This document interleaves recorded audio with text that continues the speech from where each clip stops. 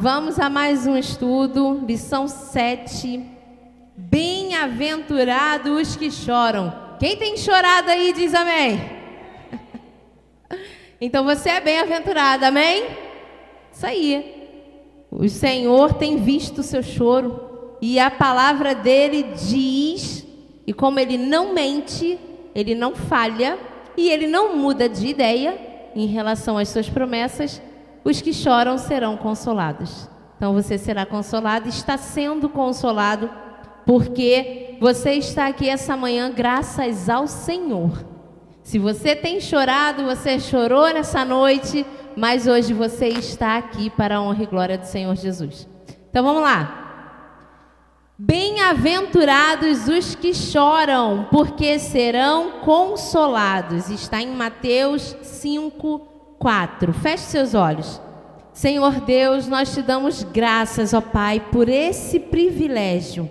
Nós te louvamos, ó Deus, porque o Senhor é a melhor escolha que nós fizemos. Então, Pai, nesta manhã de estudo, traga à nossa mente aquilo que o Senhor quer falar. Plante, ó Deus, no nosso coração aquilo que o Senhor deseja. E que nós possamos não só aprender a sua palavra, mas viver a sua palavra em nome de Jesus. Amém. E aí diz assim, para você gravar no seu coração: os que com lágrimas semeiam, com júbilo ceifarão. Quem sai andando e chorando enquanto semeia, voltará com júbilo, trazendo os seus feixes. Salmos 126, 5-6. Então você que está semeando com júbilo, com tristeza, com choro, com amargura de alma, nós vamos ver isso lá na frente. Deus está te consolando. Creia que o que você tem feito tem sido visto pelo Senhor. Você não precisa de glória terrena, você não precisa de honra terrena, você precisa que Deus te veja, e Ele tem te visto. Então, o que você está semeando continua. Você está levando a palavra de Deus às pessoas? Continua. Você está pregando com a sua vida para quem te cerca? Continua. Você está ensinando dentro de casa a verdade de Cristo? Continua. Você está semeando com lágrimas? Continua, pois você vai colher, vai trazer os seus feixes e você será consolado. Na nossa introdução diz, assim: quando surge uma adversidade, descobrimos a profundidade de nosso caráter espiritual. Isso é muito forte, porque é na adversidade que a gente descobre o nosso caráter espiritual. Porque quando está tudo bem, beleza, tranquilo, dinheiro no bolso, curtindo, passeando, comendo do bom e do melhor. Mas aí quando começa a ficar difícil, começa a ficar apertado, o nosso caráter espiritual é que vai se revelar. É ali que você vai descobrir se você está temente ao Senhor, confiando no Senhor, acreditando, esperando em Deus. É na adversidade. Então, quando você estiver na adversidade, e provavelmente esteja, porque é muito difícil ter alguém que não esteja passando por alguma adversidade, louve pela sua adversidade, porque isso está formando o seu caráter. E isso está trazendo você para Deus. Isso está revelando que Deus é presente diante dessa adversidade. Então, o nosso caráter espiritual, ele aparece, ele verdadeiramente se mostra na adversidade. Talvez você já tenha dito, depois de alguma tribulação: antes disso acontecer, eu nunca tinha pensado que poderia lidar com algo assim. Quem nunca, Passou o problema e tu fala, nossa, eu nunca imaginei que eu fosse passar por uma situação dessa. Nossa, nem passou pela minha cabeça enfrentar algo assim. Todo mundo já falou isso uma vez, nem que seja uma vez na vida. O fato é que a nossa força está no Senhor e não em nós mesmos. Não há comparação entre o poder e a capacidade de Deus diante do que a humanidade detém. Somente Ele, nós não conseguimos nada. Deus, Ele é infinito e nós somos finitos. Para quem não sabe o que é infinito, infinito é o que não acaba. Ele não acaba, a gente acaba. A gente já sabe que vai chegar o nosso momento, a gente tem limitação. Nós somos limitados. Entretanto, quando confiamos no Senhor, passamos a ter acesso ao seu poder ilimitado e à sua sabedoria infinita. Isso quando a gente confia no Senhor. Veja bem, nós precisamos confiar no Senhor. Todos nós estamos aqui, as pessoas, que não entregaram sua vida a Deus da mesma forma, porém, quem confia no Senhor tem acesso ao poder limitado e à sabedoria infinita de Deus. Por quê? Porque nós somos filhos. Aí nós somos co-herdeiros. Aí a gente começa a ter uma aliança com Deus. Aí a gente entende quem Ele é. A gente descansa, sabe que Ele pode todas as coisas. Então, para que isso aconteça na nossa vida, nós temos que confiar em Deus. Aí a gente tem acesso. Se você não está tendo esse acesso, é porque você não está confiando plenamente no Senhor. Quando tentamos confiar em nós mesmos, indo além dos nossos limites emocionais, normalmente fracassamos de forma terrível. Reticências. E muitas vezes sofremos ainda mais adversidades. Não cometa esse erro. Para você acordar, fala aí para quem está do seu lado, não cometa esse erro. Isso aí, não confie em você não, você não pode nada. Você não é nada, e não estou sendo grosseira, gente, estou sendo realista, tá? Mas você mora no meu coração, saiba disso. Só que a Bíblia, ela diz que nós somos em Cristo, sozinhos não somos nada. Então, eu também me igualo a vocês. Reconheça os seus limites, e se tiver que chorar, chore aos pés do Senhor, pois Ele lhe consolará. Salmos vai dizer pra gente: o choro pode durar uma noite, mas a alegria vem pela manhã. Viu como é que você já está alegre hoje? Sorriso lindo? Aí, maravilhoso? Por quê? Porque você pode chorar, que Deus te renova. Você pode ficar triste, que Deus te fortalece. Você pode ter chorado muito ontem, mas hoje Deus te trouxe aqui para falar para você: chora, mas chora aos meus pés, pois eu te consolo. Ele te consola, Ele supre a sua necessidade, alivia a sua dor, cura suas feridas. Sabe aquela coisa incurável que está aí no seu coração, que você não consegue tocar, que dói tanto? Deus cura, Deus alivia essa dor. Ele é o nosso remédio. Então, é isso aí, não cometa esse erro, não confie em você, confie em Deus, porque Ele sim pode te consolar. No tópico 2 fala, o choro de Jesus e sua consolação. Olha aí, você pensando que só você chorava, viu só? Só você ficava triste. Aqui, chorar significa, pulei o versículo. Mateus 5,4 diz, bem-aventurados os que choram, porque serão consolados. Por isso que eu pulei, porque era do início. Aqui, chorar significa contristar-se, ou seja, entristecer-se profundamente por causa das nossas próprias fraquezas, quando nos medimos com o padrão divino de justiça. Aí a gente se entristece, né? Quando a gente mede o padrão divino de justiça. É também sentirmos pesar por aquilo que entristece a Deus e termos os nossos sentimentos em sintonia com os sentimentos de Deus. Ó, também motivo de tristeza aí, ó.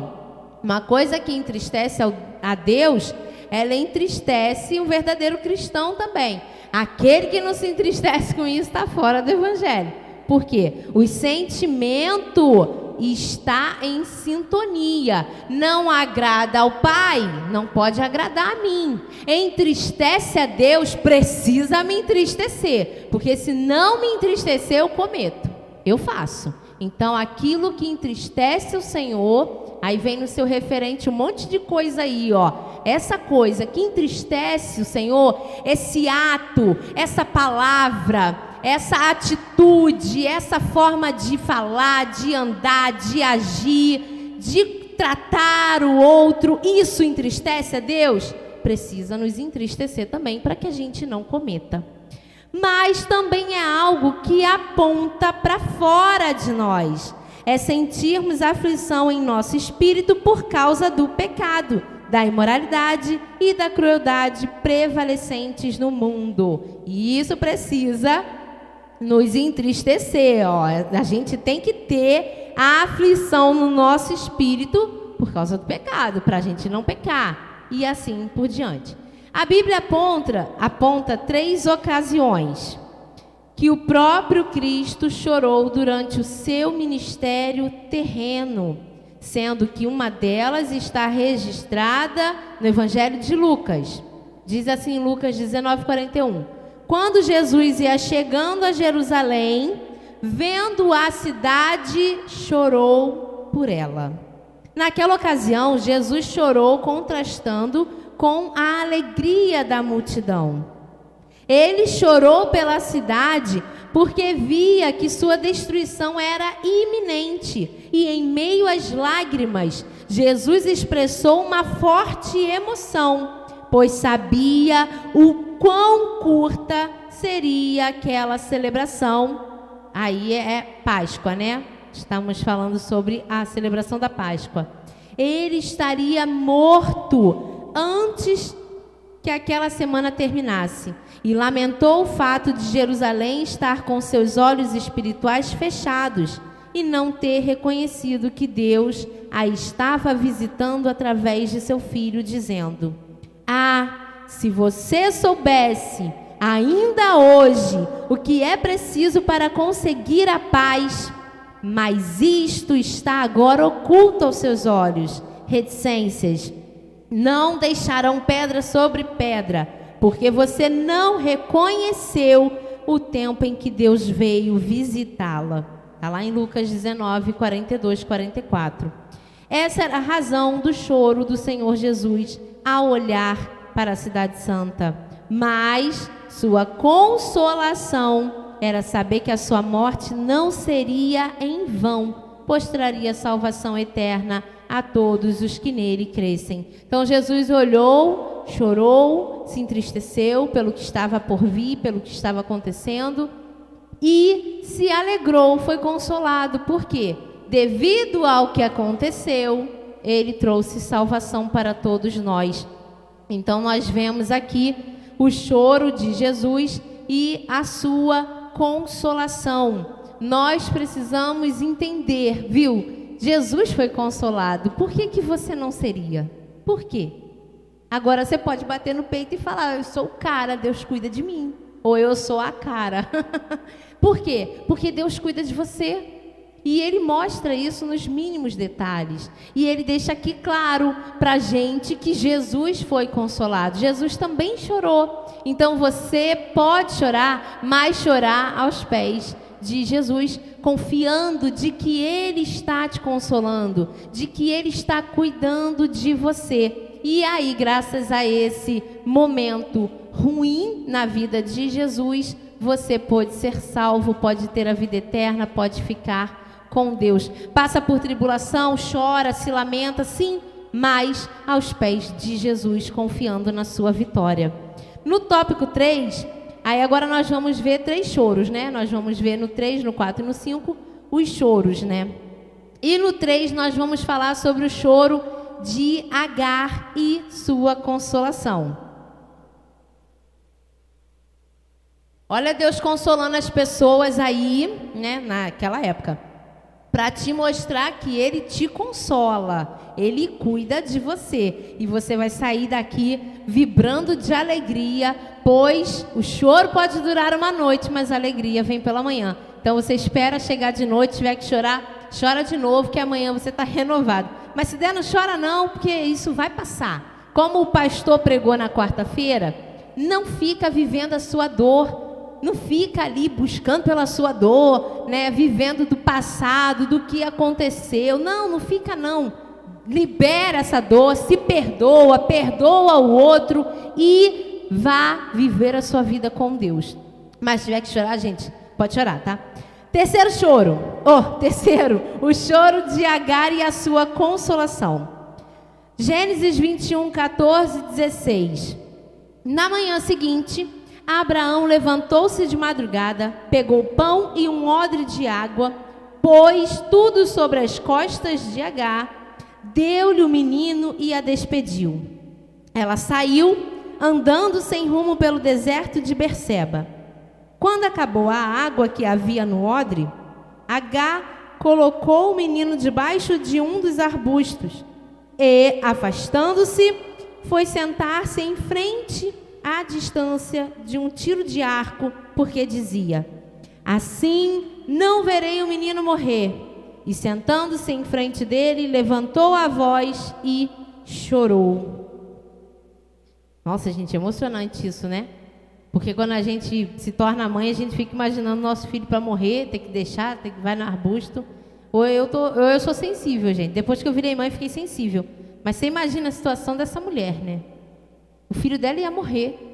Ela morrer não era o problema. Quem é mãe, quem é pai sabe disso, né? Que dá a vida, que prefere passar por uma situação do que ver o filho passar, prefere ficar doente do que ver o filho doente.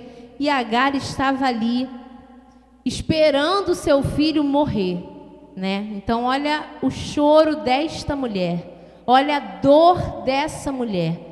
Perdeu tudo e ia perder o que ainda restava, seu filho. E ainda ter que assistir ele morrendo. Agar carregou as provisões e seu filho Ismael, que tinha cerca de 14 anos. Quando Ismael desmaiou por causa do calor e da sede, Agar colocou a sombra de plantas no deserto e o deixou ali para morrer. Levantou a voz e chorou, quando repentinamente algo aconteceu. Deus, porém, ouviu a voz do menino, e do céu o anjo de Deus chamou Agar e lhe disse: o que é que você tem, Agar? Não tenha medo, porque Deus ouviu a voz do menino, aí onde ele está. Ponha-se em pé, levante o menino e segure-o pela mão, porque eu farei dele um grande povo. Então Deus lhe abriu os olhos e ela viu um poço de água. E, indo até o poço, encheu o odre de água e deu de beber ao menino. Deus estava com o menino, que cresceu, morou no deserto e se tornou flecheiro. Gênesis 21, 17 ao 20. Então Deus cuidou do menino que ia morrer, que a mãe chorou ali já praticamente enterrando a criança. Deus, reticências, ouviu. Ismael gemeu, mas provavelmente também orou, assim como sua mãe, que em meio às lágrimas ergueu a sua voz. Deus, em sua providência, guiou Agar a um poço e permitiu que ela o visse, pois ele vê as nossas lágrimas de aflição, ouve o nosso clamor e se compadece de nosso sofrimento. Êxodo 3, 7 ao 8. Então você vê aqui, não tinha poço, o poço estava ali, ou tinha e ela não viu, ou Deus colocou o poço naquele momento para suprir aquela necessidade. Então a gente vê um cuidado extraordinário. Isso é para mostrar para você que o tipo de problema que você está passando, ele não é tão grande, maior do que o seu Deus. Não é, amém? Então ele foi lá e levou ela até o poço. E o poço supriu o que ela precisava. E o menino, que já não era tão menino, que era 14 anos, né, já, hoje em dia 14 anos já acho que é adulto, mas esse aqui ainda era menino. Então ele supriu, porque Deus, ele supre, ele consola. Isso é para você ver que de repente o que você está precisando não é um poço com água. Acredito que não, todo mundo tem água, né? Se não tiver, bota a boca na chuva ali e vai beber. De vez em quando as crianças, eu falo isso, ele, mãe, tô com sede. Vai lá para fora, abre a boca assim, ó, e vai beber água da chuva, ou pegar na geladeira. Mas eu não pego não, eles que tem que pegar, pelo amor de Deus, já faça a comida. Brincadeira. Não, não é brincadeira, isso é muito sério. Eu não pego a água para eles porque eu já faço a comida. Então eles pegam. E aí, ela precisava da água, ela precisava ali de um socorro para o filho dela. O que você precisa nessa manhã? Às vezes você precisa ver o seu filho convertido, a sua filha convertida, o seu neto, a sua neta, seu esposo, sua esposa, um pai, uma mãe. Às vezes você está precisando de um emprego, ou às vezes você está precisando do seu salário ser aumentado. Enfim, você de repente está precisando de algo que Deus já sabe. Amém?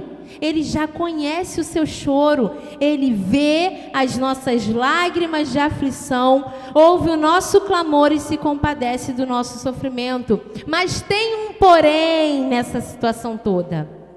Deus sabia que Ismael precisava de um socorro e Agar sabia. Porém, ele ouviu a voz do menino, ele ouviu o clamor dos dois. Se você não clamar, como você vai receber? Que tem gente que fala assim, Deus já sabe do que eu preciso, ponto. Mas Ele quer ouvir você falar, você pedir. Clame ao Senhor. Ele conhece sua necessidade? Sim, mas Ele quer te ouvir. E sabe por que Ele quer te ouvir? Porque quando você fala com Ele, você cria intimidade com Ele. Quando você fala com Ele, você cria um laço com Ele. Por quê? Se a gente não fala, a gente não se relaciona. Olha só, você está aqui, já falou com todo mundo, tomou um café maravilhoso, que tinha uns bolos ali bom pra caramba, um bolo de milho. Os outros eu não sei, que eu fui comendo e estava com muita fome, tinha um cachorro quente também, meu Deus. Então assim, você não falou? Eu consegui falar com quase todo mundo aqui, mais ou menos, nem que tenha sido um bom dia, mas falei com todo mundo. Se eu não falei, bom dia, tá gente, tô aqui, a gente fala no final, mas não fica chateado não, tô aqui. Por quê? Você precisa se relacionar com Deus. Você precisa falar com Ele, apresentar sua dor, apresentar sua alegria. Porque olha só, quando a gente está chateado, triste, amargurado, enfrentando problema, passando pela luta, aí a gente lembra de Deus e fala com Ele. Ô Senhor, me socorre, cura, liberta, salva, transforma. Mata não, tá gente? Isso tu não pede para Deus não, tu pede para curar, transformar, renovar, não pede Ele para matar ninguém. Aí você consegue aquela bênção e o que você faz?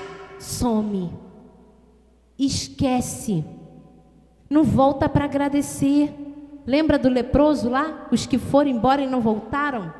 Então você fala com Deus, você se relaciona com Deus, você precisa clamar. Ele ouviu o clamor do menino. Agar estava chorando, Agar estava pedindo, Deus estava vendo. Deus, Ele quer trazer o consolo para a sua vida, então clame. Erga sua voz. Não consigo mais, Adriana, porque eu choro demais, eu só penso em chorar. Beleza, chora e clama, chora e fala. Senhor, eu não consigo mais pedir, mas eu estou aqui chorando aos teus pés, então me consola. É isso, relacionamento. Deus estava com o rapaz, pois Ismael era filho de Abraão e cuidou dele enquanto crescia e o abençoou com posses e sucesso. Isso eu até grifei para te falar, sabe o que? Deus vai cuidar da sua família porque é sua família. Amém? Você não entendeu? Deus vai cuidar da sua família porque é a sua família. Agora você entendeu. Vai cuidar por causa de você. Deus estava com o rapaz porque ele era filho de Abraão. Então Deus vai cuidar do seu filho, Deus vai cuidar da sua filha, Deus vai cuidar da sua esposa, Deus vai cuidar do seu esposo, porque é seu, porque você está clamando por essa vida, porque você tem buscado, você tem feito a sua parte, porque você tem relacionamento com Deus, você tem intimidade com o Senhor. Então Ele olha para você e abençoa os seus, Ele olha para você e cura os seus, porque Ele está cuidando de você. Abraão despediu aquela mulher, você conhece essa história? Que ela já estava lá, né, meio que no meio da situação toda. Sara já não estava mais gostando do negócio e botou ela para fora. Mas era o filho dele, era a outra nação que tinha que se levantar. E você lembra da promessa de Abraão, que o filho, né, seria uma grande nação, ele teria grande nação. Gente, Deus não esquece o que Ele promete. O que Ele te prometeu, Ele não esqueceu. Então Ele cuidou de Ismael porque era filho de Abraão. A sua casa está sendo cuidada porque é sua casa. Porque Deus tem uma promessa com você. Deus tem um contrato firmado contigo. Quando você clama pela sua família, Deus olha para você e faz. Porque Ele te ama, porque Ele cuida de você. Então Agar, ela chorou, ela foi consolada, e da mesma forma você chora e é consolado. E todo mundo que você está clamando será também. Porque o relacionamento que você tem com Deus, Ele alcança para as outras pessoas. A sua descendência não será perdida, pois Deus tem uma promessa na sua vida. Amém? Leve isso para casa, confia nisso. A sua descendência não será perdida. Deus tem uma promessa na sua vida, e a sua vida, e dos seus filhos, e do seu marido, de sua esposa, enfim. Quarto, o choro de José e sua consolação. Então José, não conseguindo se conter diante de todos os que estavam com ele, gritou: saiam todos da minha presença. E ninguém ficou com ele. Quando José se deu a conhecer a seus irmãos, e ninguém ficou com ele quando José se deu a conhecer a seus irmãos. Ele levantou a voz em choro, de maneira que os egípcios o ouviam, e também a casa de Faraó. Gênesis 45, 1 ao 2. O choro de José é o que poderíamos chamar de o choro da reconciliação. José revelou quem ele era aos seus irmãos, que até então não o tinham reconhecido, assegurando-lhes que estava tudo bem. Com o apoio total de Faraó, ele mandou buscar seu pai e sua família ao Egito. Jacó, então, foi convencido de que seu filho estava vivo. Deus governa o mundo e reverteu o mal em bem, tal como Ele fez com a escravidão de José. Aí vem assim: devemos imitar as virtudes de José.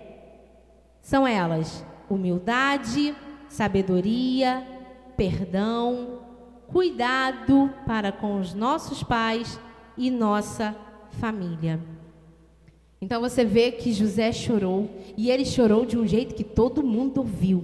Às vezes você está chorando bem baixinho, ou então você está chorando bem alto, aquele choro louco, né? Que, Senhor, né? Não sei como tu chora, mas Deus sabe. Então José chorou de uma forma que todo mundo ouviu. Então a gente vê que era uma dor doída mesmo, e Deus estava ali reconciliando tudo. Gente, nós precisamos entender o choro de José, como está dizendo aqui, o choro de reconciliação. José estava ali encontrando seus irmãos, assegurando que tudo estava bem, conseguiu trazer seu pai e sua família para ficar com ele. Isso é o cuidado de Deus. Isso é Deus mostrando que Ele está em qualquer situação. Nenhum problema supera o poder de Deus. não supera. E aí nós vemos aqui que nós temos que imitar essas virtudes de José. Ele era humilde, sábio, perdoava, cuidava dos pais e da família. Gente, José poderia, né, na nossa carne, não falando como cristão agora, né, falando como uma pessoa carnal, José poderia nunca mais olhar na cara dos irmãos, né? Porque os irmãos não foram legais. Você sabe que não foram legais. Você conhece a história de José. Todo mundo conhece a história de José. Então ele poderia se vingar. Ele poderia prender os irmãos, jogar os irmãos no poço, como ele foi jogado, vender os irmãos, como ele foi vendido. Mas José fez o quê? Trouxe todo mundo para perto. Aí você fica pensando, deve estar pensando no teu cérebro aí, né? Deus me livre trazer aquela peste para minha vida, né? Que sempre tem uma peste, gente, na família. Ah, Senhor, perdoa, transforma, Deus, transforma. Mas, gente, família que não tem uma pedra de tropeço não é família, gente. Porque sempre tem alguém, sabe aquela unha encravada que alguém vai lá e pisa? É assim, gente. É assim. Você tá muito magra, aí alguém vai falar, meu Deus, pelo amor de Deus, vai comer, hein? Tá faltando comida na tua casa? Você tá muito gordo. Gente, mas você tá comendo demais. Tá comendo demais, ó. Porque mãe era magra. Ó, tu não vigia não, vai ficar igual painho. Sempre tem, gente, sempre tem. Aí sempre vem, ué, mas você bota teus filhos para estudar à tarde? Ah, meus filhos sempre estudaram de manhã, sempre. E daí, eu não quero dar café da manhã. Tô brincando, os meus estudam de manhã. Então, gente, sempre tem. Sempre na família tem aquele que quer criticar, tem aquele que faz melhor, tem aquele que consegue tudo, tem aquele que nasceu mais bonito, mas também tem aquele que é feio para diabo, meu Deus do céu. Mas sempre tem, toda família tem. E aqui a gente vê José cuidando da família, pegou aqueles irmãos invejosos e trouxe para morar junto. Pegou aqueles irmãos que queriam matá-lo e trouxe para morar junto. Gente, isso que é mais perdão que isso, gente. Você cuidar daquele que te feriu, daquele que quis a sua morte, daquele que levou você até o abismo. José passou um grande bocado, foi pouco bocado não. E a gente bota na conta dos irmãos que se ele estivesse lá na casinha dele com papai e mamãe, estava tudo certo. Mas não, gente. Sempre tem. Então vamos imitar essas virtudes de José. Humildade, sabedoria, perdão, cuidado para com nossos pais e nossa família. Esses dias eu vi um vídeo, assisti uma pastora lá, que eu já nem lembro o nome dela. E aí ela falou essa questão da esposa, né? A filha quando vira esposa. E ela estava falando, quando você casa, a mulher casa, né? Ela não tem mais que obedecer pai e mãe. Porque os pais não podem mais falar, não vai sair, tá de castigo, vai pra casa, não pode. Só que ela precisa honrar. Honrar, ela tem que continuar honrando. Então ela não pode desagradar ela e o marido também, tá, gente? Não é só a mulher que tem que honrar pai e mãe, é filho e filha. Então, você que casou, você não tem mais que obedecer. E olha que eu sou obediente aos meus pais ainda. Ainda sou. Outro dia, meu Deus do céu, o Paulo falou assim, mas por que você obedeceu? Vou ter que contar, que senão depois meu pai vai achar o que era. Quando eu enguicei com o carro, que eu enguicei ali no... Jesus, que lugar é aquele? Na Lagoinha, na saída ali da Lagoinha, lá no 34, né? Aquele lugar lá. Um lugar bonito. Aí eu enguicei ali. Quando eu enguicei ali, aí painho, tô brincando. Aí papai vem, né? Aí tava no carro atrás e fica aquela coisa, o carro não vai funcionar, vai ferver, vai queimar a cabeça, aquele negócio todo. E eu ali naquele jogo de empurra, fiquei quietinha, porque eu sou quietinha, tô quieta. Aí o Paulo falou, deixa o carro aí e vai para a igreja de Uber. Aí meu pai falou, vamos levar o carro mais na frente. Eu falei, ai meu Deus, mas o Paulo disse para deixar aqui, pai. Ele, não, vamos lá, vamos até a frente que dá para ir. Vai andando que dá para ir. Fomos mais para frente. Aí o carro ferveu. Aí eu falei, pai, não tem como, encostei. Aí pronto. Aí tive que vir com o papai e o Paulo em casa. Para que você obedeceu ao seu pai? Agora o carro ficou mais longe para buscar. Agora o carro está lá no 32, lá na terra do César. Aí ele, agora o carro está lá no 32. Caraca, como é que eu vou pegar esse carro lá no 32? Estava mais perto de casa. Aí eu falei, mas o meu pai mandou eu ir. Aí ele, mas eu mandei ficar. Eu falei assim, gente, assim não dá. Eu preciso escolher, eu tenho que saber quem eu obedeço. Não dá. Se eu obedeci um, ficou chateado. Enfim, obedecer, gente. Nem sempre tem que obedecer pai e mãe depois que tu casa, mas honra sempre. Então, imita José. É difícil? É muito difícil a gente ter sabedoria na hora da raiva. Gente, uma coisa que foge quando tu tá com raiva é sabedoria. Parece que tu fica assim, aquela mula de Balaão lá, porque aí tu faz umas besteiras, fala uma abobrinha, né? Na hora da raiva a sabedoria vai embora. Então vamos buscar imitar, né, as virtudes de José. Não devemos entrar em brigas desnecessariamente durante a nossa jornada cristã. Eu posso ouvir um amém? Gente, briga desnecessária não é coisa de cristão. Permanecermos agarrados à misericórdia de Deus. Vale lembrar que José tipificava, né, caracterizava Cristo, e nele os nossos pecados são perdoados. Em Cristo, tá, gente? Nem José não. Deus nos dá por consolação a alegria da reconciliação e uma nova vida. Então, gente, vamos aprender aqui com esse choro de José, que a gente não tem que entrar em briga desnecessária, que José poderia ter jogado na cara dos irmãos tudo que ele passou e falar, por causa de você isso aconteceu, eu fiquei preso por causa que você, por causa disso, e você é culpado, você, ele poderia, mas ele não queria briga, gente. Sabe o que ele queria? Reconciliação. Gente, cristão tem que querer reconciliação, sabe? Porque eu sempre falo um negócio de casamento, e vou falar de novo. Quando a gente está casado, a gente tem que ficar escolhendo pela reconciliação. É ou não é? Quem é casado sabe que é, gente. Aí o marido vem e faz um negócio que te aborrece. Aí o que você faz? Vou botar para fora. Ah, vou. Dessa não passa. Não, vou pedir o divórcio. Aí tu pensa, não, vou não, deixa ele ficar, deixa ficar. Aí tu reconcilia. Gente, por que o cristão não consegue ser assim um com o outro? Por que a gente não consegue escolher a reconciliação ao invés da briga? Por que a gente não consegue entender que os irmãos de José fizeram um monte de coisa contra ele, mas na hora José só queria o amor deles? José só queria eles de volta. A família deles está no seio do lar, está ali com aqueles que ele cresceu, que ele amou, que ele queria tanto ver. Gente, é porque a gente precisa mudar o olhar. A gente não pode ficar olhando o que nos fizeram. A gente precisa olhar a partir dali o que a gente quer com aquela pessoa. Por quê?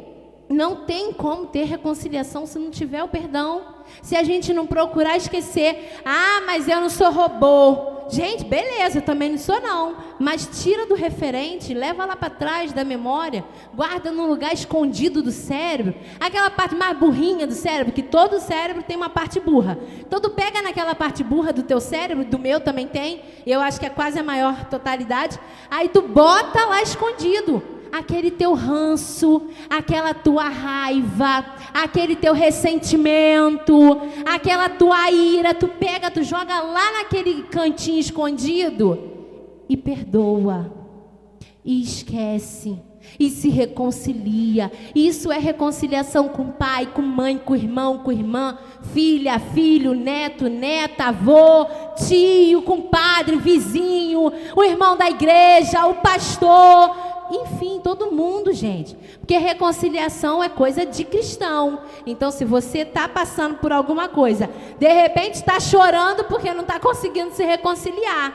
E olha, vou te falar, se a gente não se reconciliar, quem sofre é a gente. Fica brigado em casa com o marido ou com a esposa, fica de mal. Quem sai perdendo? Você. O outro sai também, mas você sai perdendo. Lá em casa eu não costumo ficar brigada com o Paulo. Não fico de mal, por quê? Porque quando a gente está de bem, aí ele está de folga, ele quer cozinhar, aí ele quer fazer... É raro, gente. Não vai pensando aqui que todo dia ele cozinha para mim. Não é raríssimo. Mas aí ele está alegre, aí ele fala assim, vamos lá tomar um sorvete? Aí vai todo mundo tomar um sorvete. Então eu não brigo, gente. Não fico, não. Eu estou sempre me reconciliando com ele. Sempre. Nem conta para ele que eu falei isso. Porque quem sai perdendo sou eu. Se eu ficar de mal com ele, aí ele vira, faz um bico para um lado, eu bico para o outro, aí acabou. Ele não prepara meu café, porque quando ele está de folga, ele sai 5 horas da manhã todos os dias. Quando ele chega, 6 e pouquinho, 7, assim, quando ele está de folga, aí eu acordo com o cheiro do café. Aí eu levanto e falo assim, eita, tem café nessa casa? Aí ele, tem. Se eu tiver de mal, gente, ele não faz. Então, não fica de mal, gente. Se reconcilia, não é só com o marido e com a esposa, não. É com aquele seu irmão que sempre te ligava, que sempre te visitava, que sempre te procurava. Se reconcilia com essa pessoa, porque quem está sofrendo é você. Você está sentindo falta dessa amizade, você está sentindo falta desse ombro amigo, você está sentindo falta da visita dessa pessoa, da ligação, de pegar conselho com a mamãe, com o papai. Gente, se reconcilia. Amém? Vamos lá, 5. Agora é o choro de Ana e a sua consolação. Isso acontecia ano após ano. Todas as vezes que Ana ia à casa do Senhor, a outra a irritava. Por isso, Ana se punha a chorar e não comia nada. Então Eucana, seu marido, lhe disse: Ana, por que você está chorando? E por que não quer comer? E por que está tão triste? Será que eu não sou melhor para você do que 10 filhos? Estou até rindo que ele se achava, né, gente? Brincadeira. E Ana, com amargura de alma, orou ao Senhor e chorou pouco ou muito? Muito. Ela chorou muito. Será que você está chorando muito? Será que você está profundamente entristecido com o que tem acontecido na sua vida? O choro de Ana é o que poderíamos chamar de o choro de uma alma amargurada.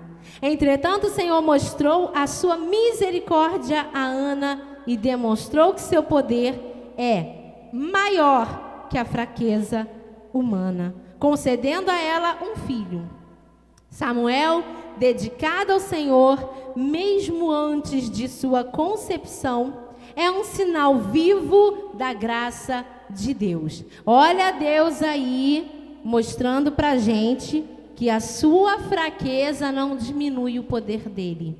A sua limitação não limita quem ele é. A dificuldade que você tem passado não impede a mão de Deus de operar na sua vida. A provocação da arrogante Penina diante da, então, esterilidade de Ana é um aviso, leia isso com cuidado, para que não julguemos aqueles que sofrem privações de qualquer tipo, nem achemos que Deus nos considera melhores do que aqueles que sofrem. E isso é muito forte. Penina provocava Ana porque ela se sentia superior. Penina provocava Ana porque ela se achava merecedora e Ana desmerecedora. E nós precisamos olhar isso e entender que nós não somos melhores que ninguém e nem achar que alguém está passando por alguma situação, ou castigo, ou penitência, ou sei lá, qualquer coisa. Não, a gente não tem que julgar. O problema de fulano é problema de fulano com Deus, não é seu. A sua parte é ajudar fulano. Estende a mão, ora. Se você não tem o que fazer para ajudar fulano, só ora por fulano e você já está fazendo coisa pra caramba. Tenha certeza disso, porque a sua oração move o coração de Deus, amém? Senhor, na próxima eles vão falar com mais fervor, porque eles estão orando pouco. A sua oração, ela toca a Deus. Então, quando você ora pelo seu irmão que está passando por uma situação, Deus, ele vai responder. Aqui a gente vê isso, nós não temos que julgar aqueles que sofrem. Não temos que tentar descobrir por que eles estão sofrendo, por que eles estão passando por aquilo. Eu acho que pecou. Deve ser porque quando era criança roubou negócio do vizinho, lá a fruta do vizinho, a manga do vizinho. Acho que fulano está passando por isso, porque o pai quando... Gente, para, não julga. É ele com Deus. Fulano está passando muitas das vezes porque você vai ser instrumento para ajudar fulano. Aí Deus vai operar 2 vezes. Vai cuidar de fulano e vai trazer você a mais intimidade com Deus, porque você vai ser instrumento. Olha só que bênção. Até o problema dos outros é motivo para você se alinhar com Deus. Até isso. E você nem tinha pensado nisso antes. Mas agora eu trouxe para você pensar. Porque o problema que alguém está passando, se alguém à sua volta está passando por uma situação, você é o cristão que vai ajudar aquela pessoa. Porque você vive em nome de Deus. A sua vida é a presença de Deus. Então ele vai ver Deus em você. Olha que responsabilidade. Então, também não achar que Deus nos considera melhor do que os que sofrem. Eu sou melhor porque eu não estou passando por essa prova. Não é melhor nada. Lá na frente vai ter uma prova para você passar e tu vai ver, porque todo mundo tem prova para passar. Então, ninguém é melhor, ninguém está melhor. Hoje, você não está enfrentando aquele problema, mas algum problema tem, gente. A gente sempre tem um problema. Eu costumo falar isso porque a gente vê pessoas terrivelmente adoecidas, mas isso não diminui o nosso sofrimento. É claro que tem gente que está sofrendo muito, mais do que nós. Porém, nós também sofremos. Então não desmereça seu sofrimento também não. Continua clamando e orando ao Senhor. Olha para quem está sofrendo mais. Agradece a Deus porque você está sofrendo menos e ajuda quem está sofrendo mais. A atitude receptiva e confiante de Ana para com a palavra de Deus e a bênção que ela recebeu nos encorajam a confiar que Deus irá agir conosco segundo o seu amor compassivo em Cristo Jesus, consolando-nos de toda a amargura. Então, olha só, a atitude de Ana, atitude receptiva e confiante. Então, você tem que ter essa atitude. Você precisa confiar. Tá difícil, mas não é impossível para Deus. Então, confia, ora, clama. A Ana foi lá e chorou com amargura de alma. Ela estava completamente desolada, mas ela sabia em quem ela confiava. Da mesma forma você continua confiando, porque o amor compassivo em Cristo Jesus consola você de toda a amargura.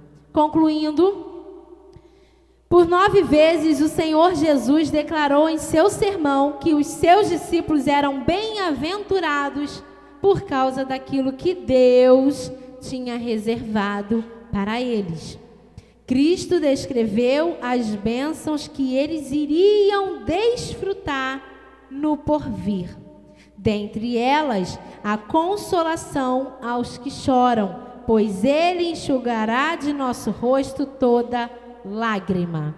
Apocalipse 21:4 diz: e lhes enxugará dos olhos toda lágrima, e já não existirá mais morte, já não haverá luto, nem pranto, nem dor, porque as primeiras coisas passaram. Então, leva isso para a sua alma. Você é discípulo de Jesus, amém? Então as bênçãos são para você também. Você é bem-aventurado, porque Deus tem coisas reservadas para você. Deus tem promessa para você. Deus consola você do seu choro e enxuga toda sua lágrima. Amém? Tá se sentindo forte? Tá entendendo que Deus te consola, que não tem problema que vença o seu Deus? Não tem dor que combata o seu Deus? Não tem lágrima que derrube o seu Deus? Então, todo choro, ele tem um motivo de trazer para perto do Senhor.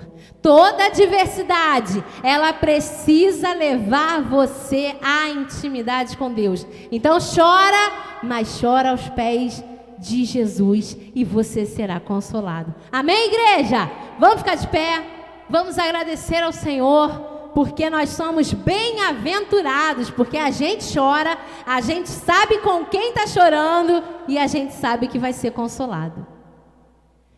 Senhor Deus, nós te damos graças, ó Pai, por essa manhã na tua presença, aprendendo a tua palavra.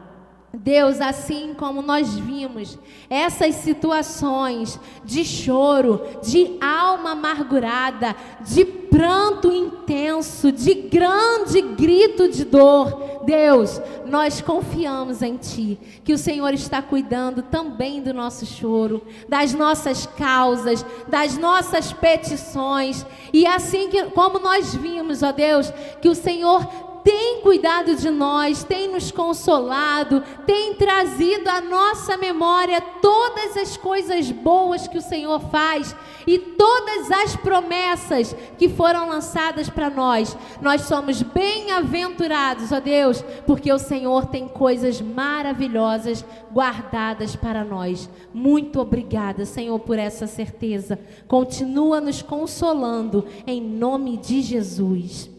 Abençoa também, Deus, essas vidas e que eles sejam consolados, assim como a tua palavra diz, ó Deus, enxuga toda lágrima desses rostos, que eles possam receber a cura, a transformação, a renovação e a libertação em Ti, Pai, que eles tenham encontro com o Senhor, porque assim eles entenderão que o Senhor é o Deus que não falha. Em nome de Jesus, entra com providências. Amém e amém.